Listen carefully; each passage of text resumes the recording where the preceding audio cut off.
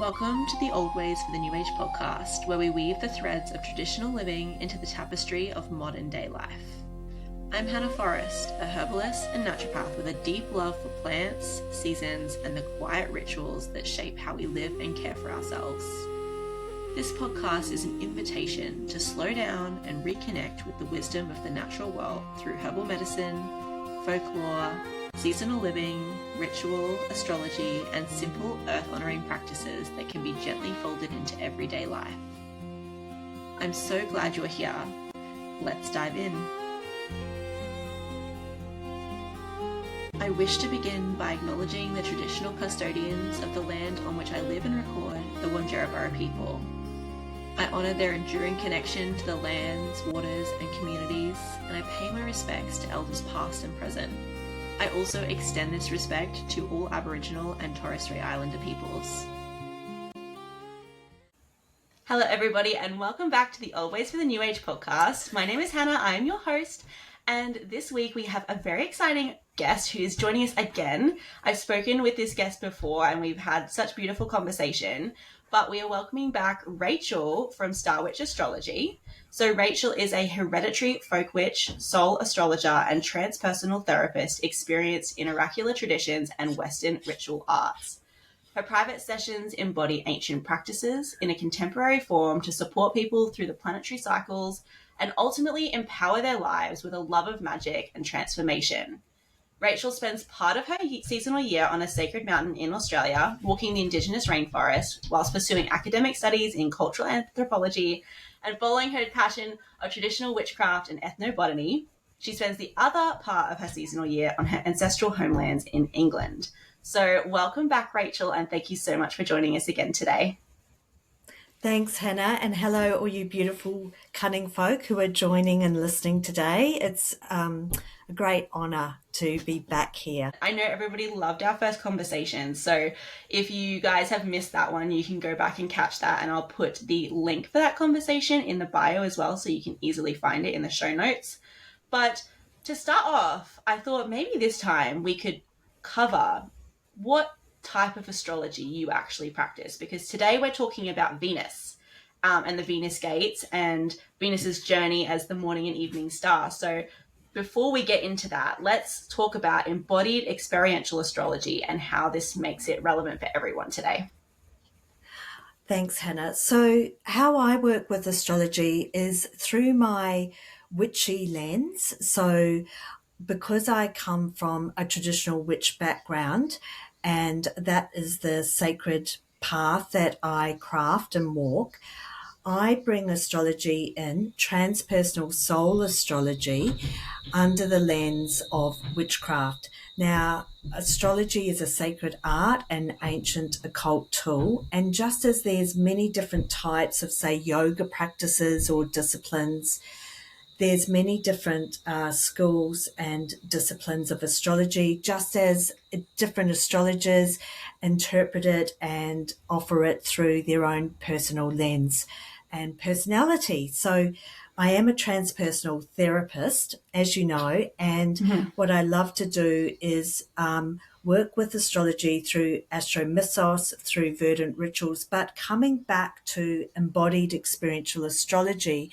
what I found was when I first started learning astrology many, many moons ago, and I was in my late 20s, and I found learning astrology fascinating to understand deeper aspects of myself and my psyche. So I used it as a map.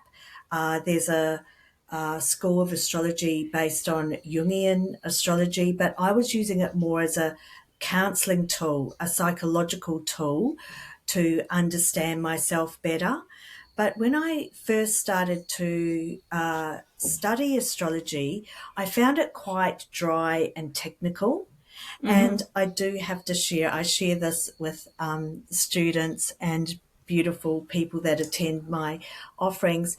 The first professional astrological meeting that I went to, I walked out in tears, and I was outside underneath the stars looking up at them, and I was sitting on the beautiful Mother Earth, crying, going, I'll never be an astrologer. I don't understand it. I don't understand all this technical language.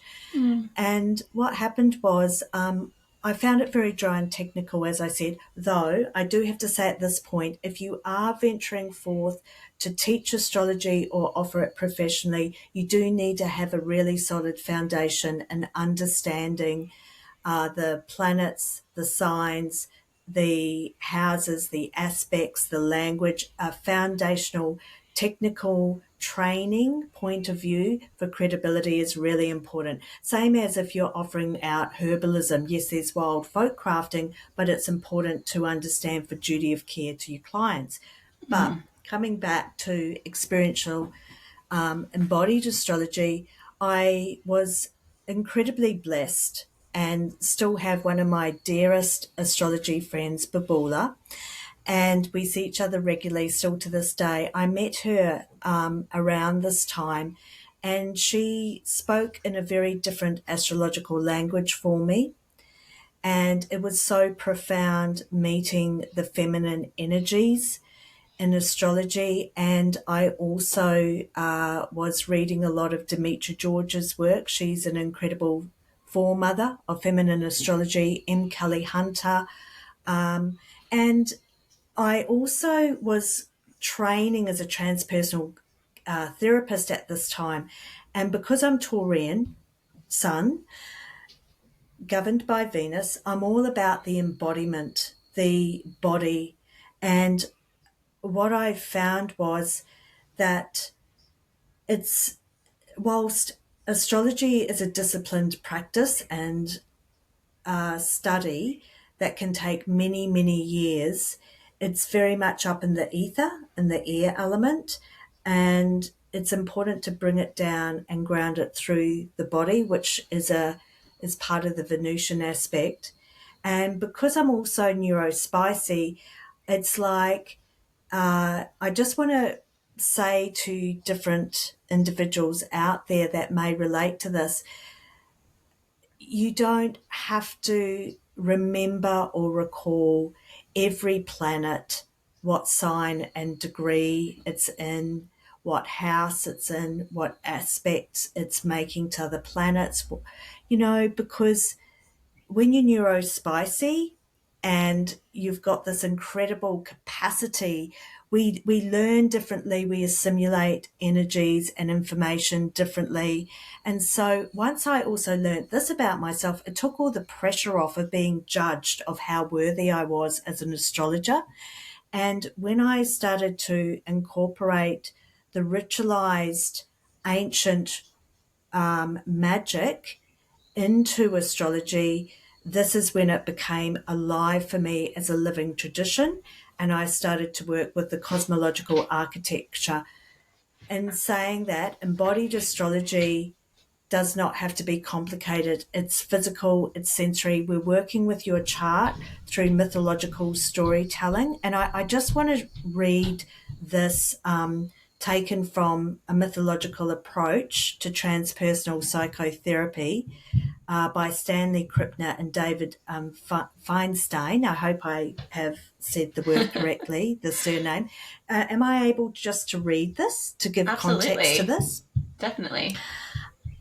Personal myths can be as complex of belief, images, somatic impulses, emotions, values, and priorities coalesced around a common theme that shape perception, understanding, motivation, and ultimately behaviour.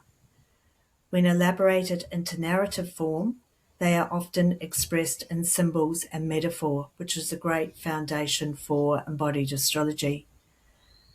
The roots of one's personal mythology can be traced to biology, personal history, culture, and transcendental experiences. I would like to add in their historical events as well.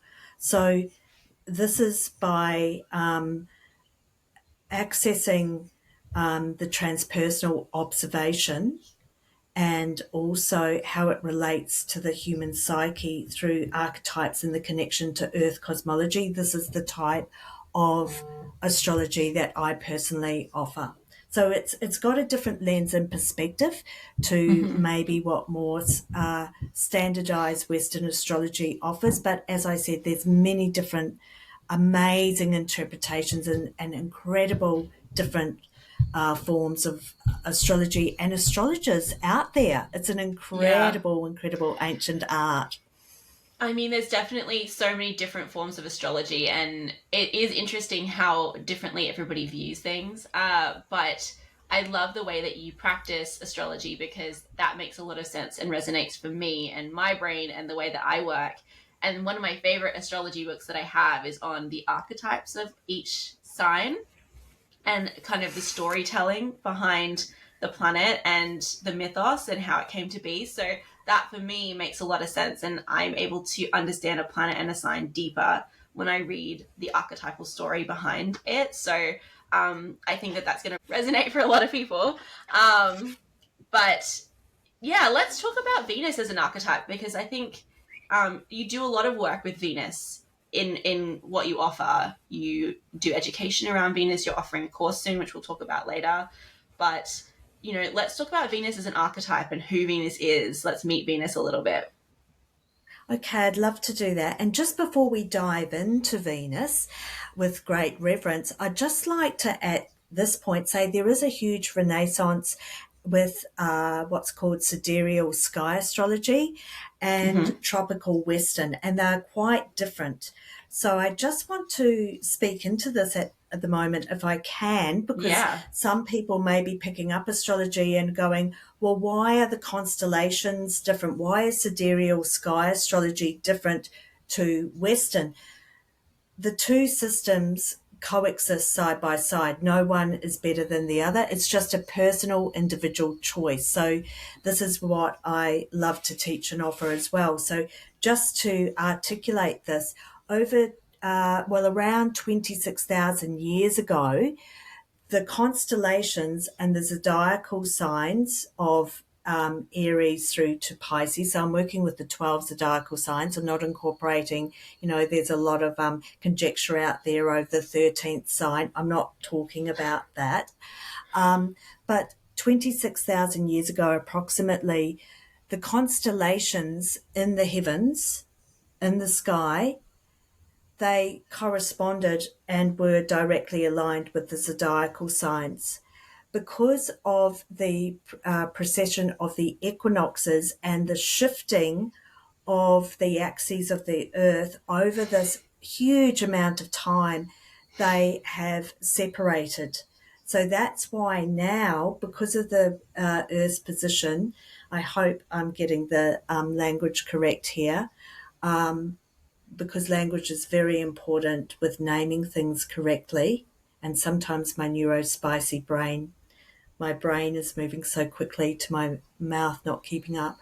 But there's a separation. So they are two different systems now, but both of them hold incredible magic and witnessing and observation. So I And just which want to speak system into that. do you personally work with? Because I'm sure people will want to know. Okay, so I work with tropical Western when I'm interpreting people's charts and when Mm-hmm. I'm teaching astrology. I use the Placidus house system as well because there's many different house systems. However, in the Yes. Venus moon gates, the Venus magic program, it is based on sky astrology. So where Venus and the moon meet in their physical representation in the heavenly skies, but I also offer sidereal or Western astrology if an individual comes to me and wants to partake in the program and they said, okay, I work with sidereal or I work with Western, then I will accommodate them. It's the same as whether beautiful kin join me from the Northern Hemisphere or the Southern Hemisphere as well. I can easily work with the systems with what suits them best. Yes. And I was actually going to ask you about the house systems because I recently, just yesterday, was listening to a podcast episode from another podcaster around. It was to do with astrology and wealth, but they were talking about the house systems and saying that they were Placidus girlies all the way. But that, for someone who doesn't know what that is, are you able to summarize it so that people just understand? Um, It's a tricky that will concept. take it is, but it will take us off on a whole different Okay. tangent. But just as there's different types of astrology, like transpersonal psychology, evolutionary astrology, traditional astrology, Hellenistic astrology, there's different house systems. So the whole sign house is based on Hellenistic astrology, Mm-hmm. and it is where the ascendant and the houses start at the beginning of each sign. So each of the 12 signs has 0 to 29 degrees in it. 12 Mm-hmm. signs, 0 is counted as the first degree, 29 is the last. So that's 30 degrees, 12 signs, which creates a Yeah. circle, 360, which is your natal chart. And the whole sign house system starts the first house at 00 degrees of your ascendant, Mm-hmm. whereas the Placidus is the unequal house system and starts the first house with the rising ascendant sign at the degree. So you might be Gemini rising 16 degrees. That will be the point that the first house ascendant starts on. Whereas Right. if you were working with the whole sign, your ascendant would be placed in the first house and marked, but the first house would start at 00 degrees Gemini. Yeah. So it's definitely, that's the beautiful thing about astrology and about herbalism, because obviously across the world there's so many different traditions of herbalism and natural healing that it's also nuanced and people can really find what works for them. But people can at least know that Placidus is the one that you work with, and so far seems to be the one that most of the people I speak with or listen to also work with. So if anyone had questions, now you know. So And thank you for explaining that. that's okay. And there's also a whole selection of different house system options as well. So Mm-hmm. I can work with whole sign and Placidus if someone wants to come and see me. If they have a personal preference, I just adjust my charts accordingly for them.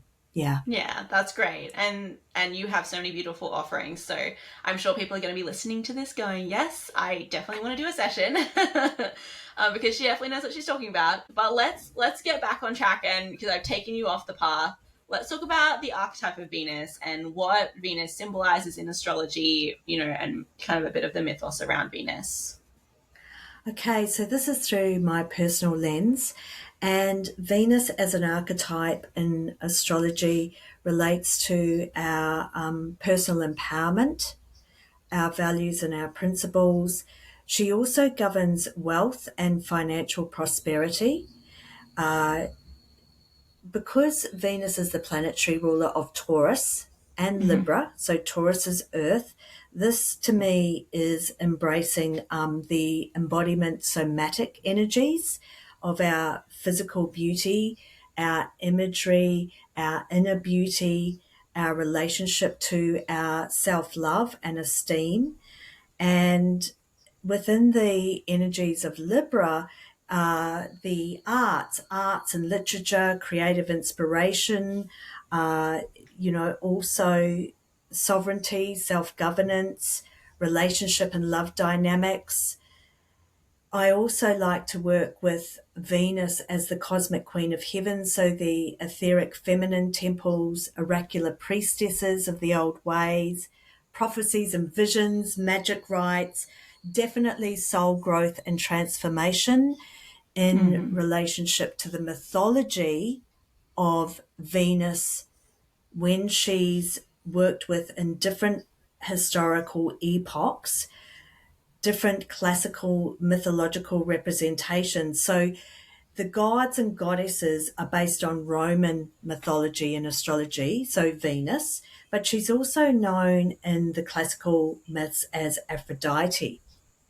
Mm-hmm. Now, as we know, love is not simple within human relationships. So she is the goddess of love and beauty, and she rises born from the oceans, from the seas, from the foam. So, there's some incredible depictions of Aphrodite rising from the ocean, coming out of the clam shell. And of course, the Greeks had several expressions of love, which is important to remember. Like some of them, eros is passionate love, romanticized love, which is what I was talking about with someone just recently. We're very contracted in a way with our expressions of love. Mm-hmm. Philia is friendship. There's agape, which is universal love.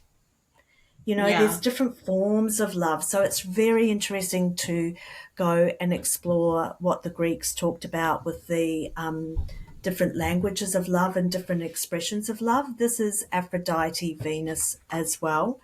Now, in saying this, in ancient Mesopotamian times, which is Sumeria, Inanna, which is what the descent is based on, she is the goddess of love, war, and fertility. So I want to express that when I talk about wealth or creative prosperity, it's based on the essence of fertility. And Mm-hmm. even in classical Greek mythology, Demeter losing her daughter Persephone into the underworld, that is another example of an underworld descent. Mm-hmm. Similarly, in ancient Egypt, Venus is also known as Hathor. Isis. Isis and Osiris are the ultimate portrayals of the soul retrieval, the descent into the underworld of grief and loss, when you lose something of great value, when you're stripped to the bone. And of course, in Hindu mythology, for me, it's goddess Lakshmi of prosperity and fertility, and this beautiful gratitude of abundance, and the cornucopia of abundance, of seasonal fruits and harvest. This is all to do with Venus and Aphrodite. Yeah, I love that. And I do always enjoy seeing how, these archetypes are portrayed across many different cultures in different ways, having different representations. I think that really lends a lot of, I guess, validity to the energy that we're working with because people have felt it across the world for, millennia. So I think that that is really special. And I like that you pointed out that there, a few of the people that, or the I guess the energies that you are witnessing Venus in across the world. So thank you for sharing that. And That's right. so let's talk about the journey of Venus as the morning star and the evening star. So this is something you talk quite a lot about, and I have heard you speak on this before. But what is this journey? What is the morning star and the evening star for people who've never heard about it before? And kind of what is this journey looking like through the skies and through our own lives? Oh, look, I'd love to explain this, but just before, because I want to just, language is super important for me. Mm-hmm. And I just want to share that the etymology of Venus, Mm-hmm. Yeah, that'd be and great. in ancient Roman mythology, we know that she's the goddess of love, so sensual love. And the word Venus is Latin, and it also means venerable and revered when it comes from the Latin word venerabilis. Sorry, my words, I'm getting a bit tongue tied. But this is to do with veneration.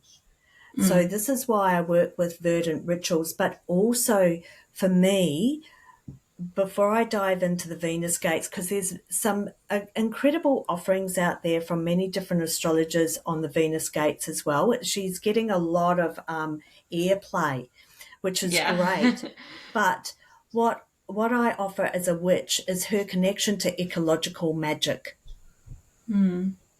Okay, so how I work with the Venus gates is that our magical practices, our magical rites are connected to nature and the environment. So this is the relationship with humans and the natural world. And whether it's forest magic, water magic, earth magic, air magic, fire magic, this is the interconnectedness. So this is where I work with earth custodianship and being stewards of the earth and of the heavens above. So yes, coming to the Venus gates.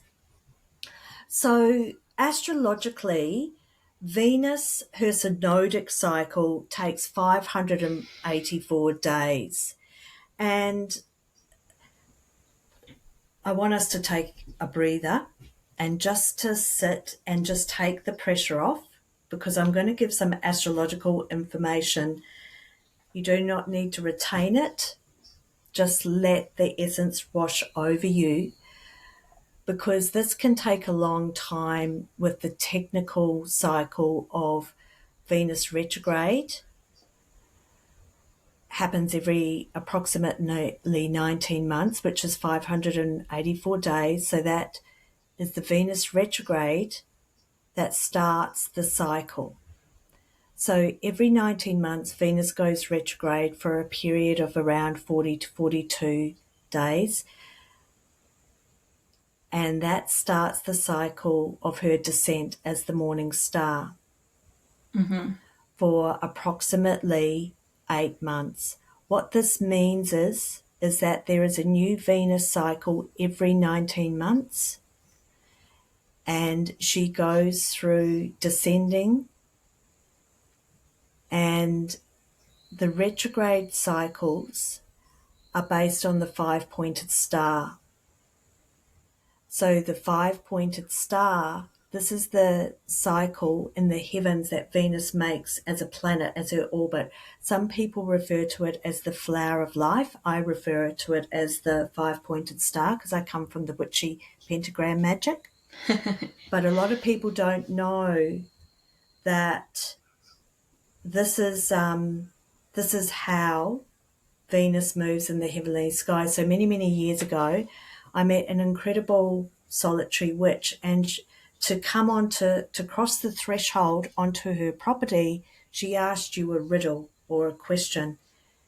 And before I could cross the threshold, she said to me, "What is the movement that Venus makes in the sky?" Wow. And I said, the 5-pointed star, the pentagram. So I was allowed entry across the threshold. Now, it's important because the retrograde cycle starts with what's known as the inferior conjunction, which is the Venus-Sun cazimi. And this is the Venus-Sun connection that starts the retrograde cycle. Please give me grace with this, everyone that's listening, because I'm going into some really, really deep subjects and I'm aware of our time. So I'm just going across the surface, trying to give the utmost dedication to these teachings as best I can. So once the new cycle begins with the inferior conjunction and the retrograde cycle, once she comes out of this 40 to 42 day period and the marker point of the actual Venus cazimi, which is a day, when she comes out and she's visible out to the east, the eastern horizon, she will be visible as the morning star for around approximately 8 months, depending on your location. And you will see her pre-dawn out to the east as the morning star. Okay? She'll be visible every morning before sunrise, unless it's cloudy. Okay, so she's there as the morning star for around 8 months.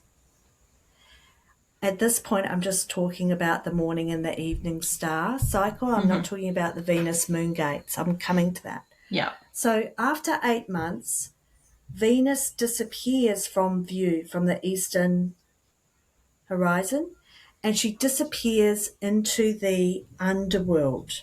Okay, so she disappears for around 2.5 months, and in the middle of this 2.5 months, we have what's known as another Venus cazimi, Venus in the heart of the sun, but it's called the superior conjunction. And this is where Venus disappears from view, basically. And she is reborn in the underworld, and she rises, and after a few weeks, it depends, because maybe a month. So we've just literally had, at the time of this recording, 2 days ago, we had the Venus Sun cazimi, the superior conjunction, where she was in the underworld, and she is now going to rise for us at the time of this recording around mid-February 2026 as the evening star, but we're going to be seeing her out to the west. Right. And she'll be after sunset out to the west. If you've got clear visibility, you'll see her as the evening star for around 8 months every night. And after 8 months, she'll be reaching her retrograde cycle again to be reborn, and then she'll disappear for 40 to 42 nights and then reborn as the morning star. So I teach all of this, and I've got resources around this. That's the synodic cycle of Venus. Now, that's her relationship with the sun, the five-pointed pentagram. In between the five-pointed pentagram, the star of life, are the morning and evening star cycles, the stargates. So in the morning star journey, over 8 months, we celebrate the Venus moon gates every lunar month. So it's important to learn about the lunar cycle of the waxing and the waning, and I teach about that as well. Excuse me. Venus moon gates, or moon Venus gates, for the morning star are once a month in that 8-month cycle when she's visible as the morning star, but it's when Venus meets the waning balsamic crescent moon. Every lunar month they meet, and that activates a different esoteric energy center, and the morning star is related to the descent of Inanna, the mythology, the universal myth of Inanna, where Inanna, the great cosmic queen of heaven, Inanna Ishtar, heavenly queen of Venus. So Inanna is Venus. And in the myth of Inanna, she descends through each of the 7 gateways, and at each of the 7 gateways she meets a gatekeeper where she has to give up something of worldly value. She's stripped to the bone. Each of these 7 gateways relates to the Venus moon gates. Right. People, this is the interesting point that you wanted to ask me, and when we were discussing this previously, this is the intersectionality between astrology and feminine mythology of Inanna's descent into the underworld and the astrological synodic cycle of Venus as the morning and evening star. Yeah, it's fascinating. One of the most ancient feminine initiation rites that was worshipped and followed by the devotees of Venus, Inanna, Ishtar, they walked the same pathway as we can walk in modern day times. We're walking the same ancient pathway of these priestesses who celebrated the initiation rites of life, death, and rebirth and renewal, creation and destruction, based on this astrological journey. So the 7 gateways of Inanna into the underworld are represented by the different energetic passages on the esoteric vertical axes, our spine. We have the first gateway of the morning star, Venus meeting the balsamic waning moon is the crown. Mm-hmm. A lunar month later, when Venus, the morning star, meets the balsamic waning crescent, we're activating the third eye, the eye of magic, the oracles, the seers, the visionaries. A month later, Venus, the morning star, because she's descending, activates with the balsamic waning moon the throat of communication and expression, the voice of the oracle. Mm-hmm. A lunar month later, they meet, Venus and the balsamic crescent moon waning meet at the heart, and so forth, right down through the star of power, the cosmic womb, the roots of the ancestors, into the Earth star, and then that journey takes 8 months. The Venus moon gates are Venus with the moon. Yeah, that's And then, fascinating. and then she's in the underworld for 2 months. She's not visible, but this is where she's in the underworld, surrendering, letting go of deeper soul alchemy and transformation. And then she rises visible as the evening star, but the evening star Venus gates are obviously once a month, but with the waxing crescent new moon, so after the dark moon. So Mm-hmm. the gateways, the ancestral gate of the evening star is what we will be celebrating mid-February when we see her when she's reborn as the evening star. She's currently in her underworld descent.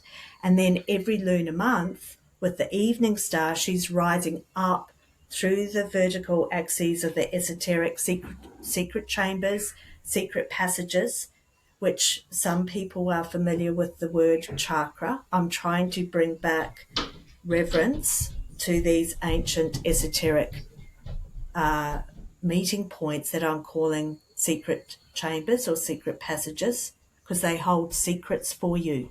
So when I teach the Venus magic, whether it's the 8-month morning star or evening star, when she's rising up through these chambers right up to the soul star, where we connect in with the etheric priestess temples, that's where the celestial temple, the Akashic records, are held. And then she's reborn and she starts a whole new 19-month cycle again. This is the Venus journey that I take people on, because it's based on embodied experiential astrology. We're just not learning this in an evergreen course. We are living this.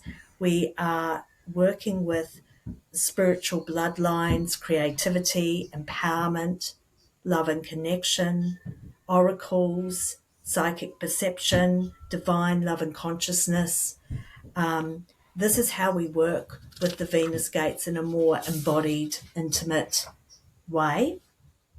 Mm-hmm. And throughout these Venus gates, what I bring forth is that we prepare for the Venus gate activation, so then you can work with it through dreaming rituals. Dream journaling is super amazing to do on this journey.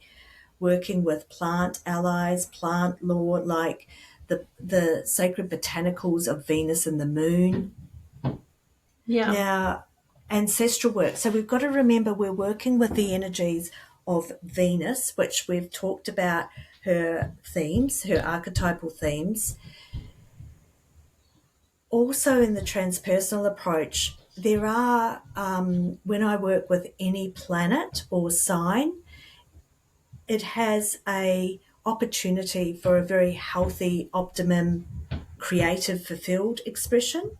Mm-hmm. That same planetary archetype, depending on how we choose to direct or misdirect the energy, because we're creative, free, self-fulfilled human beings. That's what we're looking for. But we also have a wounded, challenging, or a side of us that hold stories or events that potentially can trigger us rather than so we're looking at the triggering to the transformation. And so with this, we've got to remember that when we're working with the Venus gates, the moon represents our ancestral work, our ancestral gifts and inheritances and debts, ancestral persecution or traumas. It's also our spiritual legacy, our spiritual ancestry, and Venus and the moon are the gateways, the doorways that open us into the world of spirit. Right. Well, I think that's definitely so interesting. I think people are definitely, this is the kind of episode people can come back and listen to over and over again so they can get more and more from what you're saying right now. That's the beauty of something like a podcast, you know. People can come back to it, they can write their notes, they can really process it and integrate it into their own lives. But I think, you know, what I really see with what you're talking about is what we talk about a lot on the podcast, and that's an observational practice. And we talk about that a lot on the podcast, and we talk about that in regards to nature connection, which I like that you pointed that out, that you really are looking at, you know, stewardship of the land. And that is a big part of witchcraft in general. I think there's a lot of personal responsibility in witchcraft, and, you know, acknowledging our role in not only the cosmos, but like literally the earth around us, and our, you know, duty to care for all beings, great and small, around us. And so I like that you connected it in with that. But definitely it's, you know, an observational practice. This is going to encourage us to get out and actually have a look at the sky and start to learn and identify what's happening. And, you know, I've never actually looked for Venus in the sky, and so that's something I definitely want to do now. Based on what you're saying, how fascinating that she moves like that in the sky. Oh, and I love, Hannah, that you've brought in agency of self, self-governance. That's primarily one of the foundational points that my work is focused on as well, especially as a transpersonal therapist. What I love to do as well is we work a lot with interpretive creative writing. So, and, you know, I encourage people to go out to be the observer and the witness throughout any embodied, experiential, astrological session or course or training. And I'm really in love with verdant rituals, which means rituals of the earth. So, you know, sympathetic magic, working with carving or painting Venus moon sigils on your doorways, or, you know, because she's about love and beauty, the glyph of Venus, the circle with the cross underneath, is actually symbolizing the sacred hand mirror of Hathor. So I work a lot with mirror magic and how we can also, from that psychological perspective, have a distorted image of our physical beauty in the mirror, distorted back to us. And so, you know, sometimes in the bathroom when your mirror mists up from your shower, you know, when you're Yes. you're the beautiful Aphrodite, oceanic goddess, you might be having a ritualized bath or shower. With the bathroom mist, just drawing with your finger the Venus glyph or the moon glyph, reading Rumi. Rumi is the mystical poet of love and enlightenment, and he was a 13th century Persian poet, Sufi mystic, and Islamic scholar. If you want to delve poetically or artistically into Venus, read Rumi. Yeah, Rumi has beautiful work. I'm familiar. And, you know, mythological books. One of my favourites is by Normandy Ellis, Ellis, Dreams of Isis, Oh, a woman's spiritual sojourn. There's also a great book called The Union of Isis and Thoth by Normandy Ellis and Nikki Scully. There are two Okay. books I'd recommend. I could talk in another episode on the shamanic soul retrieval of Isis and Osiris related to this underworld descent. Mm-hmm. I know that you wanted me to talk into consciously living in relationship with Venus in our everyday lives, tending Yes. to our homes, because the moon governs our home as well, our nurturing nourishment, our how do we nurture and nourish ourselves, our living environment. And really we can keep it really simple by tuning into the rhythm of the day, taking a moment of reflection and offering a gratitude offering. One thing, I love that you spoke into this about witnessing where Venus is in the sky as the morning or the evening star.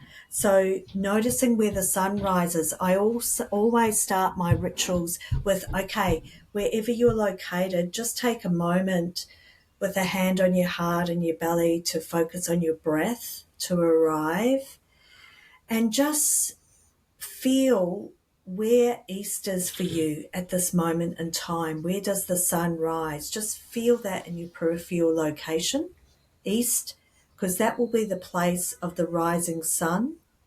That will be where Venus is when she's in her morning star representation. Right. And then feel, obviously, the polar opposite, the direction of west, where you're located, the place of the setting sun, because that's the direction that you'll see Venus as the evening star after sunset. And this is moonrise and moonset, east and Mm-hmm. west as well, depending on your location. Grow flowers. Any flower is sacred to Venus. So mirrors, adornment, jewelry. Friday is the sacred day to Venus. And Absolutely. how do you adorn yourself? Love yourself. Dancing and pleasure, temple dancing, just dancing to music, drumming, just any of this can be offered as a ritual.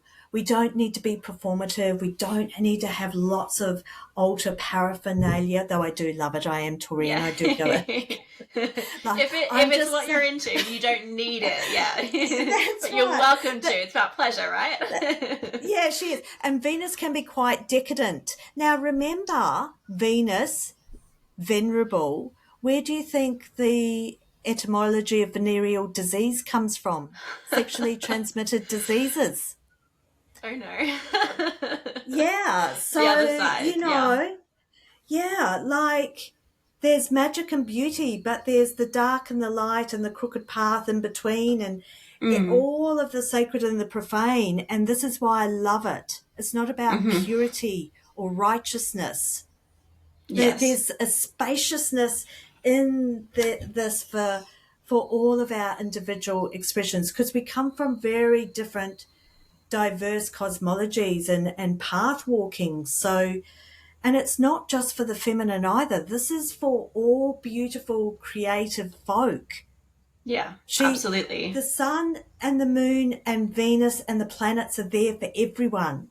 Mm-hmm. And in the egregore, which is an occult term, we are partaking in libations underneath the crescent moon. This is paraphrasing Doreen Valente. This is where the ancient priestesses and mystical pathwalkers and witches and earth healers have offered libations underneath the crescent moon and the great cosmic tree. So we're also working with the great cosmic tree in the roots as the primal instinctual feminine energy of the black moon. And Inanna Ishtar is in the heavens in the tree, the top of the tree. So we have a direct correlation to the ancient bird, snake, woman, goddess relics that have been found in archaeological sites. This represents the ability of the human spirit to take flight through visions, dreams, leaving our physical body to fly out into the mythical realms and then to come back in. this is also part of the dreaming culture and practice as well, with Yeah. Inanna's descent into the underworld and the Venusian magical rites.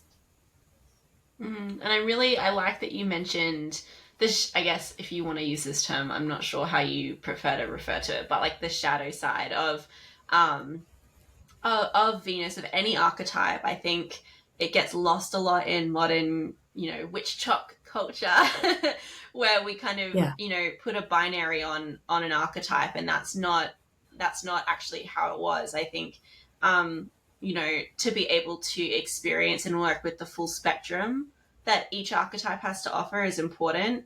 Not just that, you can put rose petals on your drinks and dress in silks. Like, that's great, absolutely. For Venus Day, wear your pink, wear your red, but also acknowledging that there was always personal responsibility. And, in mythos, like these goddesses, as they were seen, they didn't mince words. They were very serious about what they were preaching and the experiences that were living out. And it's minimizing them to not look at that aspect um, of exactly.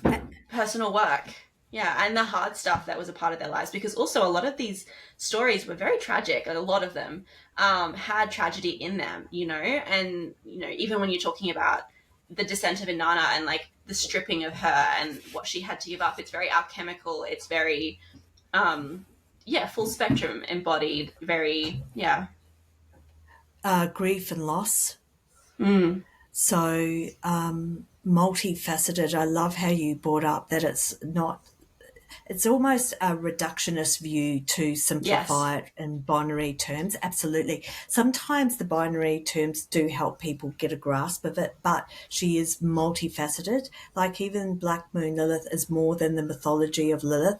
She's Mm, multifaceted and she brings up the darker aspects of life, grief, loss, life and death, and the tone that I infuse throughout all of my work is as a shapeshifter. So the transformation right. and being a hedge rider, Mm-hmm. a threshold boundary crosser.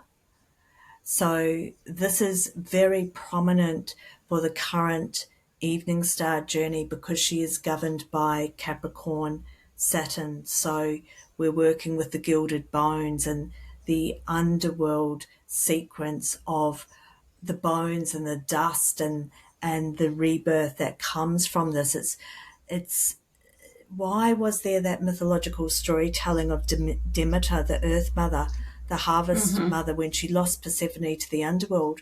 She stripped off all of her glorious clothing and she was covered in, I just imagine bones, done in the mortar and pestle to dust and mixed with the tears of her. Anyone that has lost a child understands this, whether that's symbolically, literally, or figuratively, and the tears that are cried Mm, and the mortar yeah. and pestle. And then she covers herself with this ash. And this is where we have the withdrawal of the fertile summer lands and the fertile crops. Ancient Mesopotamia was known as the Fertile Crescent. So, Oh. she withdraws. This Mm, classical Greco Roman myth is related to the seasons. Demeter withdraws the gift of fertility. And this is how we come with the equinoxes to go from autumn down into winter. And Demeter roams the barren lands seeking her daughter. She does not know that Persephone is in the underworld being initiated into the old ways, the ancient ways, the magical rites.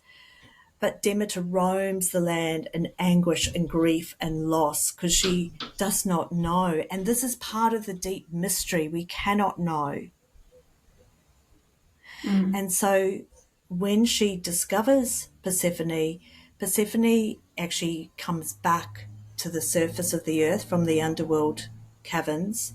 And Demeter's so overjoyed to find her daughter Persephone with the spring equinox that she restores the gift of abundance, fertility to the earth, and we have spring, the return of the spring flowers. But the cycle is Persephone has to go down into the underworld for 6 months. This is the seasonal journeying of the year based on the myth of Demeter and Persephone, the seasons of the earth, which is why I work with tropical Western astrology, because the zodiacal template, the electromagnetic wheel of the zodiacal signs is based on the seasonal cycles of the equinoxes and the solstices. So the tropical zodiacal wheel, I see it as an electromagnetic wheel that goes around Mother Earth rather than the constellations of sky astrology. So because I'm a seasonal folk witch, I work with Western astrology. I went off on a slight tangent there, but it all Yeah. ties in. It's not a journey for the faint-hearted either. Many beautiful Venus lovers have been on this journey with me. They do it every 19 months. You can start in the morning star, you can start in the evening star. It's different every 19 months because Venus and the moon are in different astrological cycles and will be activating different areas of your natal chart. So this is where we track it in your own personal natal chart. So you can create your own creation myth of Inanna or Venus in your own chart, in your own life, in your own way, in your own magic, with your own rituals, or however it is. Like I have beautiful artists and creative folk who have joined over the years, and they say to me, look, we've got no idea where Venus is and what sign, but we've produced this incredible painting or some amazing perfume or jewelry or talismans have been created because they allow her, they call her in to be a muse. And it is definitely, from what I'm getting, a deeply devotional relationship and practice to follow the cycle of Venus and bringing that in and really, as you work with, embodying it in your own life, integrating it in ways that make sense for you in your life, and the getting to learn the lessons that Venus has to offer us, because all of these stories and these events that happen in the skies, they offer parallels to our own lives. And so that's what I love about card readings and other divination tools as well, is being able to kind of bring in that intuitive element rather than just reading off of a card, because you really get that message strongly about how it fits into your life and how what lesson we're here to learn in that moment. So that's very much what I see with this pathway of Venus, is being able to not only strengthen our connection with the natural world, strengthen our connection with the stars, and have that deeply observational practice of going out and looking at the sky every single night, looking at the sky every morning, and understanding where the moon is, which I think is really important for our lives, especially as if like feminine beings. Then having that connection with the moon is always, I think, an important step if we can bring that into our everyday routines and rituals. But yeah, basically learning from that and integrating it and having more of a sacred devotional way of being, I think. Living prayer. Yeah. And speaking of tarot imagery, because before I was an astrologer, I was a tarot reader professionally as well, so I still am. that runs as part of the hereditary gifting in my line. I do come from a line of tarot readers, teacup readers, spiritual mediums as well. And it's carried on down into my own beautiful wildlings as well. Beautiful. So I know, naturally, we each find it in our own unique individual way. But what I was going to say was, with the Venus moon gates, if you work with tarot imagery, obviously the moon card, the Empress card, so the two major arcanas, and the High Priestess. If you pull out those cards and then pull out the Death card for the underworld, Yeah. and and put the sun up the top. So put the sun up the top, the death card down the bottom, and then fan out the Empress, the High Priestess, and the Moon cards. That is a beautiful imagery for you to do some interpretive creative writing from for the Venus moon gates. Beautiful. Thank you for sharing that. That's a great little ritual somebody could take on and do right away.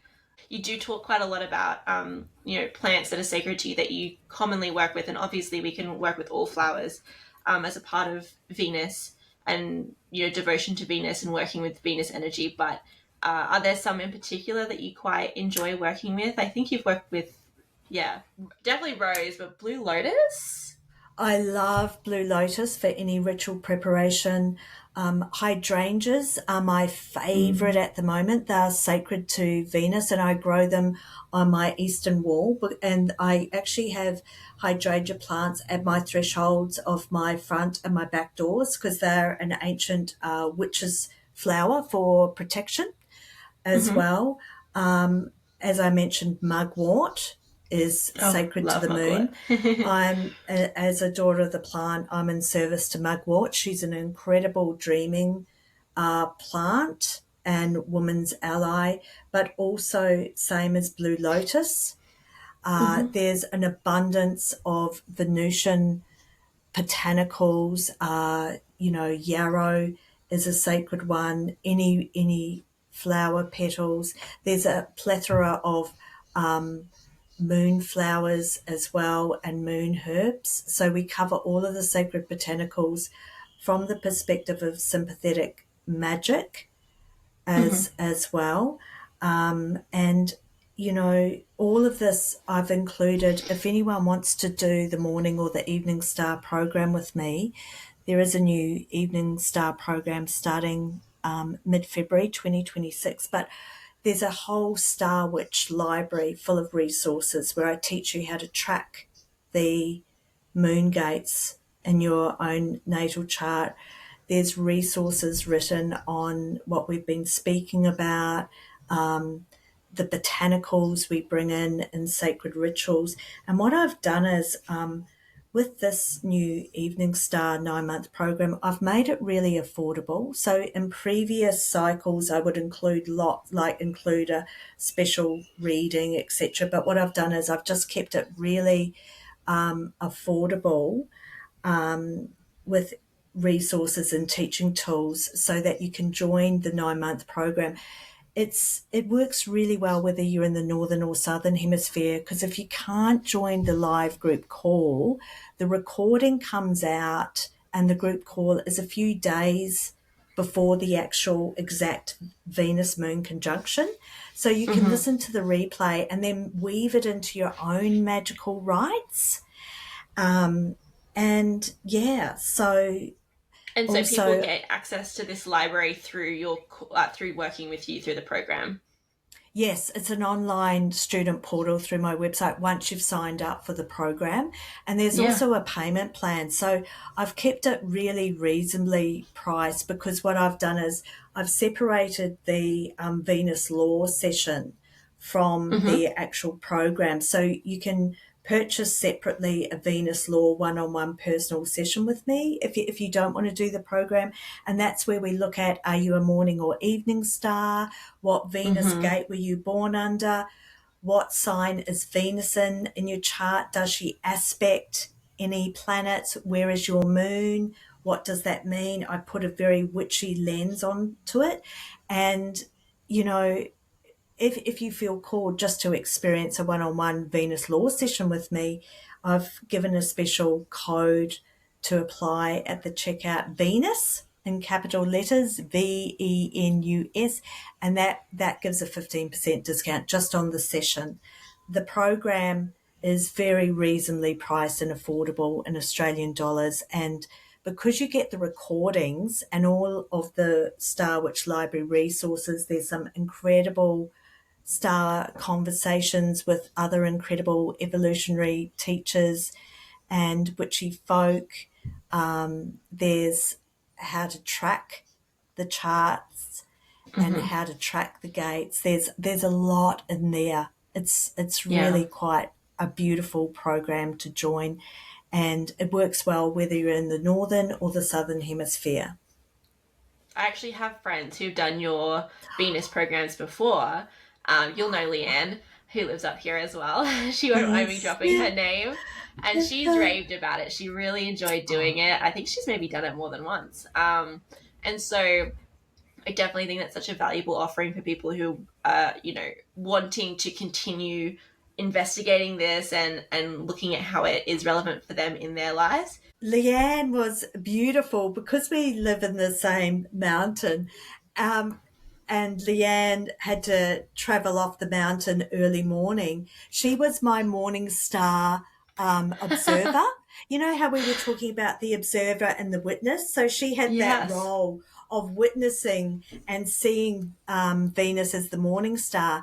And then there's another beautiful woman in our same beautiful mountain, and we've got visibility of the evening star. So we're both out on the street, walking the street, trying to see Venus and the moon as the evening star from our back porches, and we meet each other quite often. So it's that sense of community as well. Whether you're Mm-hmm. solitary, you can listen to the recordings. You don't need to join the live. Some people love that sense of community and connection, or just joining to listen. You can just show up however it is, like sometimes we've had really busy days. You can show up and, you don't have to show up dressed as a high priestess, like I've had women Yeah. show up for the evening star, snuggled up with their pajamas, having a beautiful elixir or herbal tea. And I just do ask that you're in a private setting and you give Mm-hmm. reference to your setting, the set and the setting, your environment, so that you can gift it to yourself at least a couple of hours for yourself I know life happens, but, a special place where you join with your headphones and you just receive the beautiful support and the teachings. But also it's a collective cauldron, it's a collective online Mm-hmm. cauldron. So we send the beautiful medicine that each participant brings, we send that collective healing out into the world, Mm-hmm. because the world needs so much more loving kindness and compassion at this time. It Transpersonal absolutely love, does. Mm-hmm. Yes. And agape love. what you're doing too is you're bringing in the witchcraft element, which I think is really unique in this space. I think a lot of people are astrologers or they're witches, but it's nice to have somebody who's doing both, and so people can really get. I know my audience loves having those really practical kind of ritual elements they can bring in, and begin to work with every day, every week, every month, every year. So I think that that's really beautiful, and definitely giving the space and the time to that is so super important, just for yourself to have that moment of dedication to yourself. So thank you for sharing all of this today and educating us around Venus and Venus's journey through the sky and the stars. And I'm very excited to learn more about it myself and kind of weave it into what I do and learn from it myself. So I really appreciate that. Was there anything that you wanted to share before we finish up? Oh, just if anyone's interested in tracking the moon experientially in an embodied way, I do have a 4-part lunar magic course that is an evergreen course, but it's been designed that you start on the dark moon, and there's Mm-hmm. 4 recordings each week, and you track the moon through her different phases, through the waxing and the waning. But that's also on my website under courses, but it's also included in the Venus Magic program. So you get these resources to practically learn how to track as well. And you don't need to have any understanding of astrology. I have beautiful people, as I mentioned, from all different backgrounds. I don't overcomplicate it. I do throw in some more advanced astrology to keep people sort of juiced up and nerding out, but it's We also love to been nerd out. designed. Yeah, we do, but it's also been designed in a way that hopefully you're not going to feel overwhelmed. It's all about taking the pressure off. It's not an astrology exam. You're not going to have to prove your worth. That's the wounded side of Venus, trying to find our place in the world and prove ourselves. It's like, no, just take the pressure off. Just find your own unique spell crafting and offering. And really, kitchen witching is what I'm into in a very practical way. Hey. I love a bit of kitchen witchery myself, as everybody knows.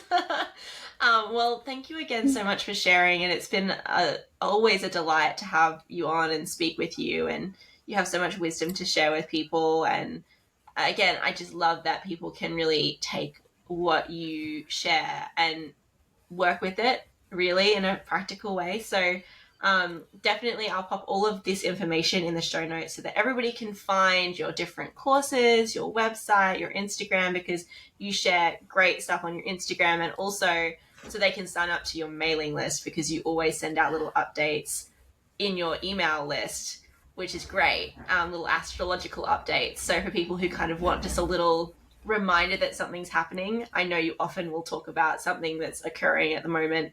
So I'll pop all of that in the show notes so people can find it. Thank you. And that's probably the best place is on my homepage of starwitchastrology.com is the signing up to the mailing list, the contact, and then you get the private email. I don't bombard anybody. It's just when I'm inspired or when there's a lot happening in the astrological skies, or more of my star witch wisdom is what I'm going to be opening up more as well. So the private mailing list is a great way to go, or following me on Instagram as well. So thank you so much, everyone, for receiving this and just vibing out on the magic of Venus. Yeah, I know everyone's going to be excited to listen to it, and we don't get a huge amount of astrology on the podcast, so it's nice to have you come in and share what you do and your understanding and interpretation of it as well, with the embodied experiential astrology too. I think is great. But we'll talk to you again, and hopefully everybody goes over and checks out your course. Thank you for listening to today's episode. I wanted to jump on at the end here just to share that Mikailah Rachael has very generously offered our listeners a free additional resource to go along with our conversation. It's a graphic that shows Venus's 19-month cycle along with evening star activation dates so that you can begin to really process this in a visual way. I really appreciate this additional resource, and so if you would like to get your hands on it, just make sure to check the information in the show notes. I appreciate you being here and hope you enjoyed our talk.